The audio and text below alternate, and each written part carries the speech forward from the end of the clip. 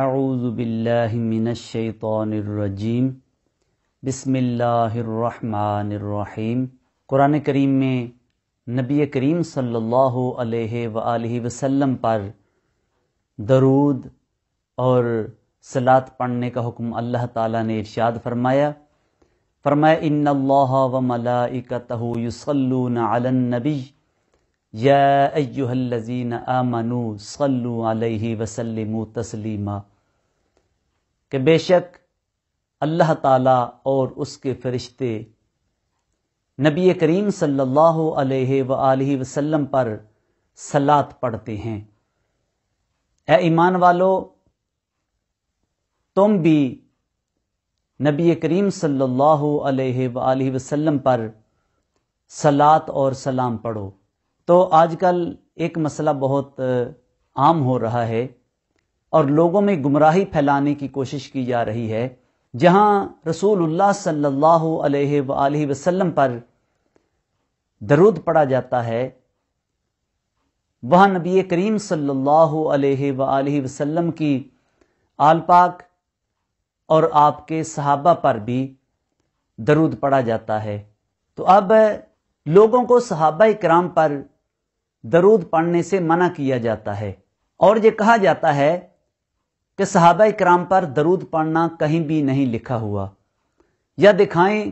کہاں صحابہ پر درود لکھا ہوا ہے۔ وہ لوگ جن کے دلوں میں نبی کریم صلی اللہ علیہ وآلہ وسلم کے پیارے صحابہ کرام کا بغض ہے، وہ ایسے سوالات کرتے ہیں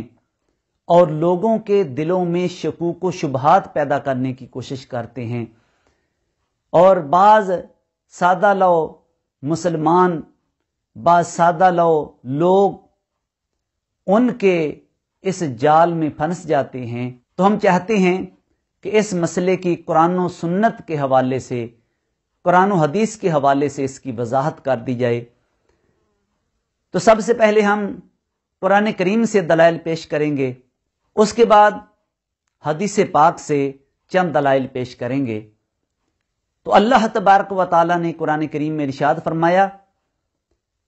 وَبَشِّرِ الصَّابِرِينَ الَّذِينَ إِذَا أَصَابَتْهُمْ مُصِیبَةٌ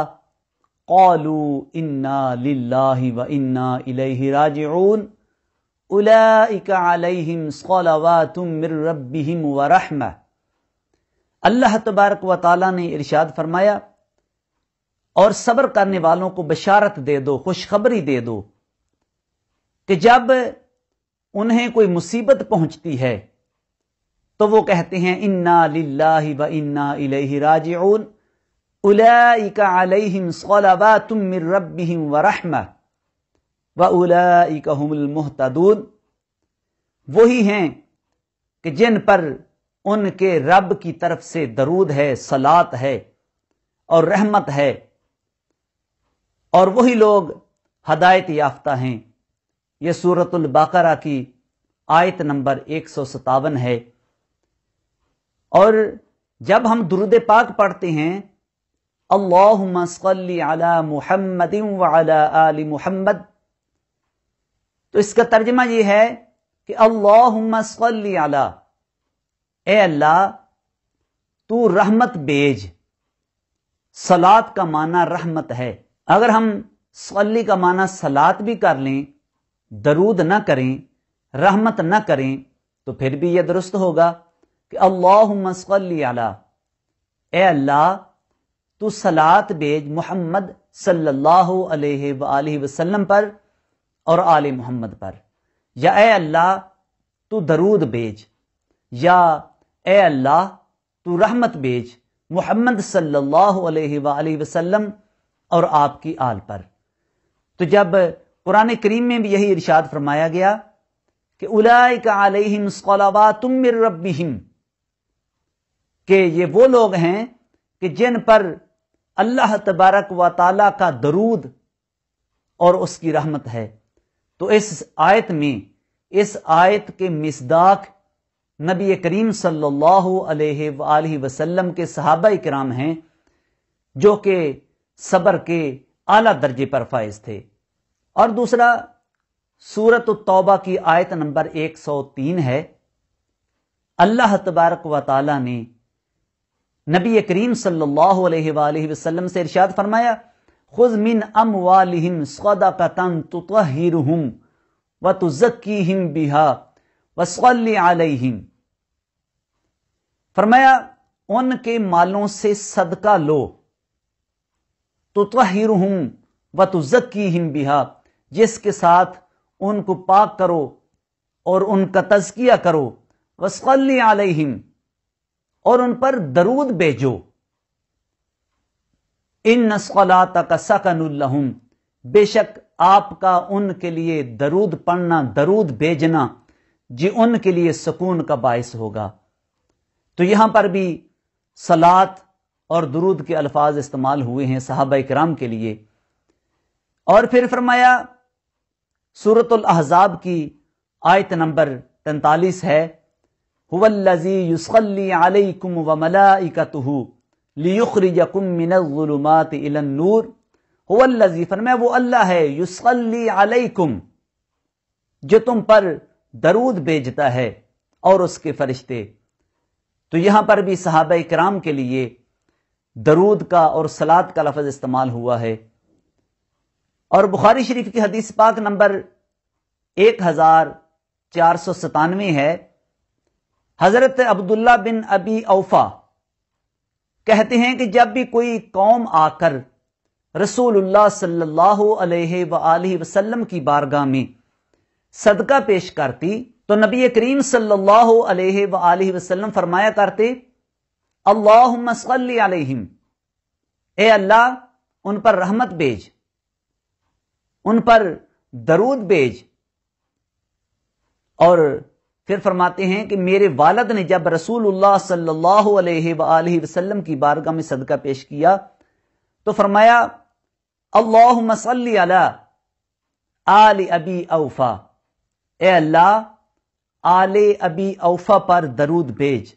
جس طرح ہم پڑھتے ہیں اللہم صلی علی محمد، فرمایا اللہم صلی علی آل ابی اوفا۔ تو یہاں پر بھی نبی کریم صلی اللہ علیہ وآلہ وسلم کے صحابہ اکرام کے لیے درود پڑھنے کا ذکر ہے۔ اور اسی طرح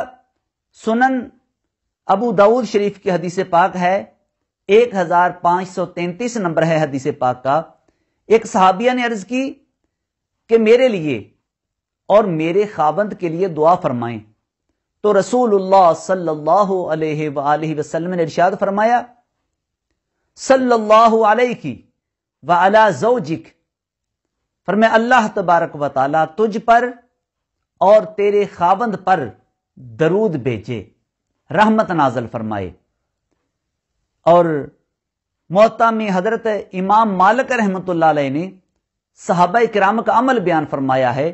کہ حضرت عبداللہ بن عمر رضی اللہ تعالیٰ عنہ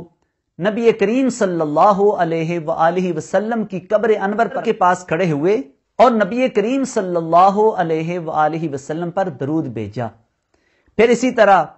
حضرت ابو بکر رضی اللہ تعالیٰ عنہ اور حضرت عمر فاروق رضی اللہ تعالیٰ عنہ پر بھی درود پڑا۔ اور اسی طرح حضرت علی المرتضیٰ